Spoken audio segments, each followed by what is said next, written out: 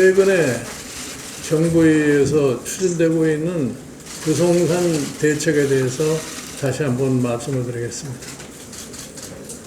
이 수억대에 달하는 이 아파트 집을 사는 사람들은 대출이나 현금을 동원할 수 있는 능력을 가질 수 있는 사람들입니다. 이 사람들에게 과연 이와 같은 세제상의 조치가 어떠한 영향을 미칠 것이라고 하는 것은 제가 미리서 짐작할 수가 있습니다. 이 부동산 대책의 근원이 되는 왜 이 부동산 가격이 그칠 줄 모르고 상승만 하느냐 하는 이거에 대한 근본 배경을 갖다가 해결하지 않고서 결과만을 가지고서 세제를 동원해서 이 부동산을 억제하겠다 하는 이런 조치가 과연 성공할 가능성이 있는 것에 대해서 매우 저는 회의를 가는 사람입니다. 세금의 기본 논리라는 것은 세금을 부과하면 세금에 대해서 납세자는 적절한 적응을 할 수밖에 없습니다. 아파트 소유자에 대해서 중과를 할 것 같으면 결국 가서는 세입자의 부담이 늘어날 수밖에 없습니다. 제가 보기에 이 세금을 주관하는 기획재정부 장관께서 국토부가 얘기하는 아파트 투기 대책에 무조건 협력하는 자세를 보인다는 것도 저는 이해가 가지가 않습니다.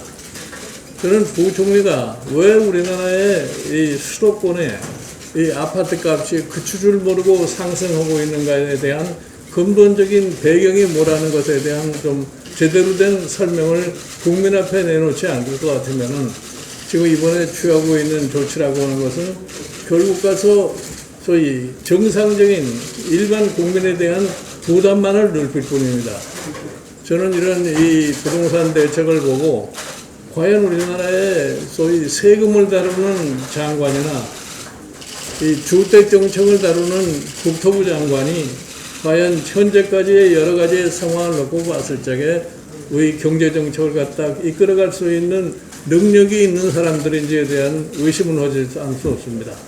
제가 보기에 자신의 능력으로다가 문제를 해결할 수 없을 것 같으면 그 자리를 일단 떠나는 것이 현명한 조치가 아니겠나 이렇게 생각을 합니다.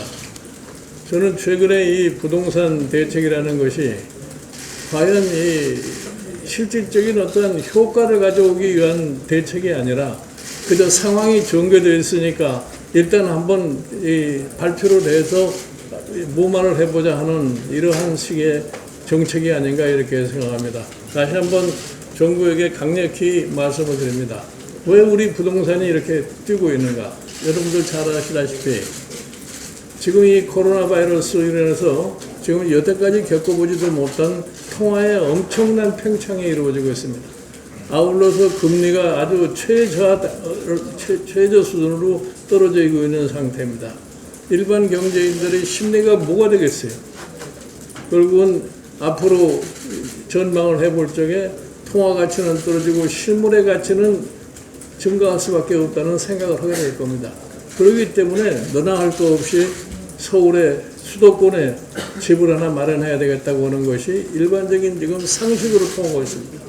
최근에 몇몇 고위 관리들이 다주택 소유를 해소한답시고서 집을 파는 모습을 보십시오. 전부가 다 서울에 있는 집은 보유를 하고 지방에 있는 집만 파는 것이 오늘날의 형태입니다.